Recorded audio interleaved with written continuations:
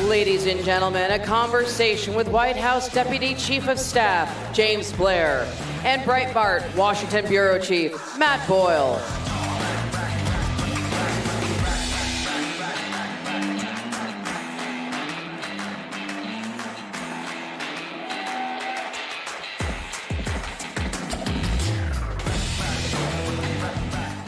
James, how are you, sir? Good to see you, Matt. I like those cufflinks. Thank you. They're very nice. Okay, so James, you were the Deputy Chief of Staff in the White House. There's a bunch of you guys that are Deputy Chiefs of Staff, and a bunch of them are going to be here. All the President's men are going to be here at CPAC, so it's really exciting. Tell us about your specific role in the White House. We were talking about this last night. Tell us about the various departments that you oversee inside the White House. Yeah, I really oversee the external portfolio of the White House. There's three main components to that. We have our Office of Legislative Affairs, which obviously is really the president's lobbying arm on Capitol Hill. We have the Office of Political Affairs, which is just the political operations that come from the White House and run externally, of course. And then the Office of Intergovernmental Affairs, which deals with interplay between federal, state, and local governments and tribal governments. Okay, so we're seeing right now, in terms of a pace from President Trump, I mean, the amount of executive orders, I think I saw somebody say that there are more executive orders we've seen President Trump sign than there are primetime viewers on CNN, right? Like, but we're seeing the level of action is just incredible, right? Like, it's rapid fire, lots of different action out there.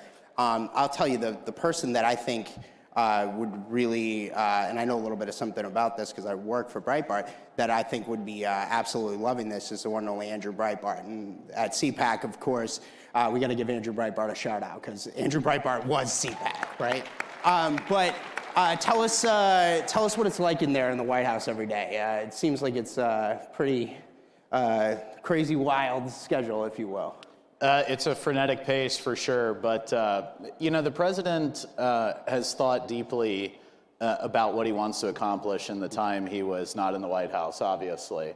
And he's been spending a lot of time planning and obviously asking his team to plan the actions that we've executed so far. So I get asked a lot, was all this planned? And you know, obviously new ideas come up every day, but a lot of it, if not most of it, was planned.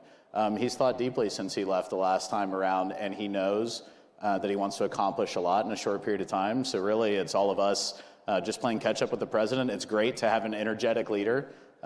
He runs circles around all of us. He doesn't sleep. He works all the time, and he's really committed to making this time in office very useful for saving the country. I mean, he's just going to do what he said he was going to do, and that's it. All right, so James, one of the major departments you oversee is the political affairs, obviously. You were the political director for the Trump campaign. One of the reasons why we are where we are today is that President Trump was able to, in this last election in 2024, pull off arguably one of the greatest political transformations in the history of mankind. I mean, we are seeing, lifelong Democrats, frankly, vote for President Trump. A lot of black voters, Hispanic voters. I think I saw him put on his Truth Social recently a list of all the counties he flipped from Democrat control. Tell us, you're the nuts and bolts guy of how this happened, right? Like, so tell us, how did you guys pull this off from the Trump campaign? And then we'll get into how we hold it together, because I think it's important that we hold this together for the long term. But walk us through how you guys did it. Yeah, well, so they say success is where preparation meets opportunity, right? Obviously, we had a plan, but the plan primarily was to capitalize on opportunities that existed within these, different populations of voters that maybe have not traditionally voted Republican. We've really seen, I mean, the last 10 years, really since President Trump came into office, has been a slow-moving realignment politically. And a lot of significant demographic shifts are coming with that that are good for Republicans writ large if, really very simply, Trump voters can be converted into Republican voters. And that is, I think, the main thing that everyone has to focus on for the midterms and going forward. And I think the reason for that is issues. I mean, good policy is good politics. President Trump is not like every Republican politician, as we all know, for the last several decades, particularly cuts against the mold of Washington. And I think that's really important. I think the number one thing And just to put some stats on it, I mean, President Trump gained more popular votes than any Republican ever has. It was the first popular vote win. It was the first popular vote win for a Republican president in 20 years and the first non-incumbent since 1988. The House Republicans won more popular votes than they ever have, and he swept the Senate majority into office. And really, President Trump performs above all other Republicans. And that's because a lot of these voters that are with him have not come over to the party. And the way we solve for that going forward is to pass the agenda that he campaigned on. That's what they voted for. And I think that if we give the voters what they paid for with their vote, they will reward us with a long-term political realignment. One thing I like to point out is only because a lot of people say, well, presidents always lose the midterms. Often true, but not always. In the last 100 years, there's only 2 midterms where a president has added seats to both chambers of his party. One was 2002, and obviously that was post 9/11, kind of a unique time for our country, very patriotic, rallying around President Bush. And the other was 1934, which was after the New Deal passed. And that really set in motion a 100-year realignment of politics. And it came out of what they did. And I think that needs to be the model we're looking at, where we're not looking for incremental change, and we need our Republicans in Congress to help us with that. We need to look for big change. And I think if we enact big change, which the president campaigned on, we'll be rewarded politically for a long time. Couldn't agree more. It feels like we have a different look. I've been doing this for a long time at Breitbart. I've been at Breitbart for 12 years. I've been reporting in the conservative movement for 15. It feels like the Republican Party is a different Republican Party now, and this is in large part thanks to President Trump and his endorsements. We've got new incoming exciting senators, people like Jim Banks from Indiana, who I think we heard from yesterday, Bernie Moreno from Ohio, Dave McCormick from Pennsylvania. Tim Sheehy from Montana. I mean, these are exciting young voices that are, 8 years ago, President Trump had a rough time of getting his cabinet through. This time around, he's actually beating with a smaller smaller majority of his party, Barack Obama from 2009 when he was confirming his cabinet. The Trump's cabinet is almost all confirmed now. How has the party changed in a better way that is reflecting this transformation that we're talking about? Because it's bigger than Trump, I think. I think it's happening in the Senate. It's happening in the House, too. Absolutely. I mean, frankly, I think our Republicans in Congress are getting on board and seeing that we can do things differently. Look, with the cabinet, President Trump selected a cabinet that reflects the diversity of the coalition that swept him into office and the diversity of thought, and that was important to him. And we're grateful to our Republican senators for moving them through with, relatively little hiccups overall.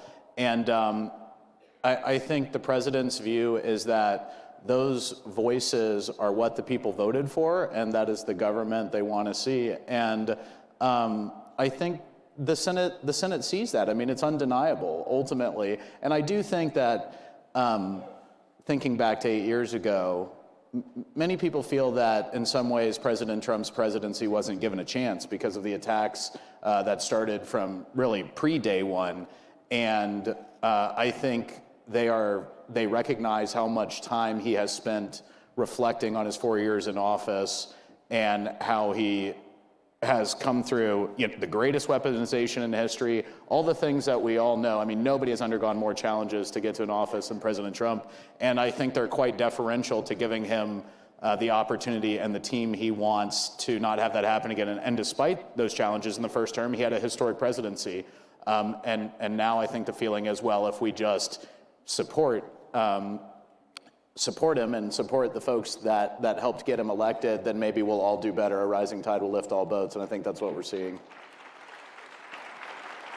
So, James, the big question is, the first major elections we're going to see in just a few short weeks here in Wisconsin. We have Wisconsin Supreme Court races coming up in April, the governor races and state level races later this year.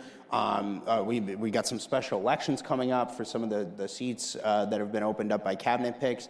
We've got, and then we have the midterm elections less than 2 years away.